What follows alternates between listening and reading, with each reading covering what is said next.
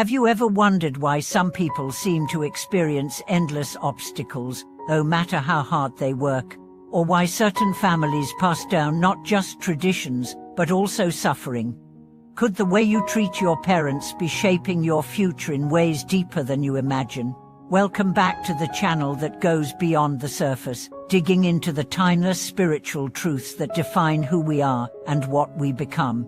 Today's episode is about a law so simple, yet so profound, that it echoes across generations, the law of karma between parents and children. At first glance, the idea might sound poetic or moralistic, but what if it's not just advice, but reality? What if your future joy, your future pain, and even how your own children treat you one day, is being written in real time by how you treat your parents now? This principle isn't based on guilt. It's based on resonance, cause and effect. The energy you release through your words, your actions, your intentions creates patterns in the field of life. And these patterns do not disappear. They echo, they return, they evolve. They form the blueprint of your future. In ancient teachings, especially in Buddhist and Eastern traditions, honoring one's parents is seen not as a cultural norm, but as a sacred vow. Why? Because your parents are the root of your life, not just biologically, but karmically. Through them, you inherited not only your body, but also streams of consciousness, unresolved desires, unallayed pain, and countless lessons waiting to unfold. Imagine a tree. The health of its leaves depends on the roots. You can water the leaves all day, but if the roots are poisoned, the tree withers. In the same way, no matter how much personal growth you pursue, if your relationship with your roots is unresolved, your life remains imbalanced. This doesn't mean your parents were perfect. Most were not. Some caused deep harm. But the spiritual path invites us not to approve of the harm, but to understand the depth of the karma. To see that every parent is also a child, caught in their own cycles of pain, often unaware, often afraid. And the way we respond to them becomes a mirror of our own consciousness. If you respond with judgment, you continue the cycle. If you respond with compassion, you begin to heal it. This is not about fake forgiveness. It's about honest transformation. Seeing your parents clearly, not just as figures who should have done better, but as human beings who gave you life and, often unknowingly, gave you the very conditions for your awakening. What happens when you treat your parents with respect, even when it's hard?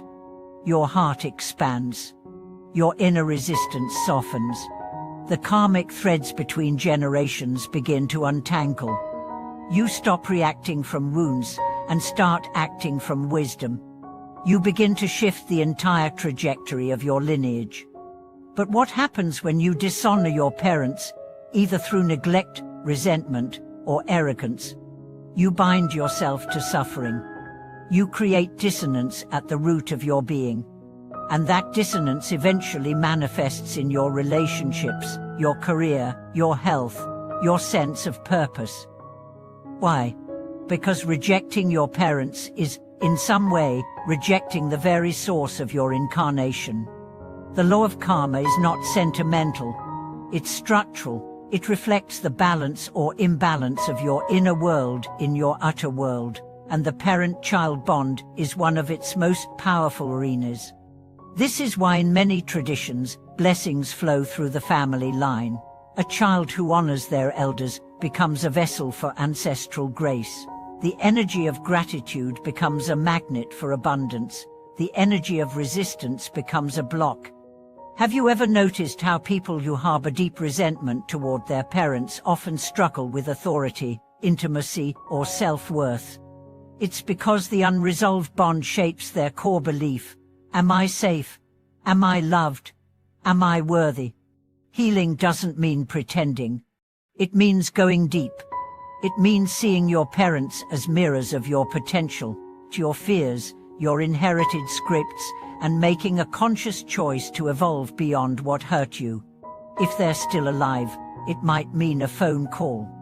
If they're gone, it might mean a prayer. But either way, the relationship can be transformed because karma doesn't end with death. Consciousness continues, and the energy you direct toward your parents continues to shape your field. Even small acts matter. A word of gratitude, a gesture of service, a moment of sincere listening. These become seeds, not just for family harmony, but for your own spiritual liberation. In one story, a monk asked the Buddha how to attain enlightenment. The Buddha asked, "Do you serve your parents?" The monk hesitated. "Oh, not really," he admitted. "Then start there," the Buddha replied. Because enlightenment is not separate from your life. It's not found only on mountains or in temples. It begins in how you treat the people closest to you, especially the ones who shaped your beginnings. If you want to raise wise, compassionate children, be that child to your own parents. If you want to break cycles of pain, be the one who chooses love where there was once blame. You don't need to wait for your parents to change. You only need to change how you relate to them. Maybe your parents never said "I love you." Maybe they didn't protect you. Maybe they wounded you. But you're here. You survived. You are now conscious enough to reflect. That awareness is power. That awareness is the beginning of freedom. So today, take a moment. Reflect on your parents not through the lens of blame, but through the lens of karma. What did they carry? What were they unable to give? What can you give now, not just to them, but to the entire karmic river that flows through your blood? This is not about perfection. It's about intention. It's about becoming the ancestor your descendants will thank. Because how you treat your parents echoes far beyond today. It echoes into your children. It echoes into your community. And it echoes into the unseen dimensions of the soul. Let your echo be one of reverence. Let your karma be one of healing. Let your story become the pivot point where pain transformed into wisdom and conflict gave way to compassion.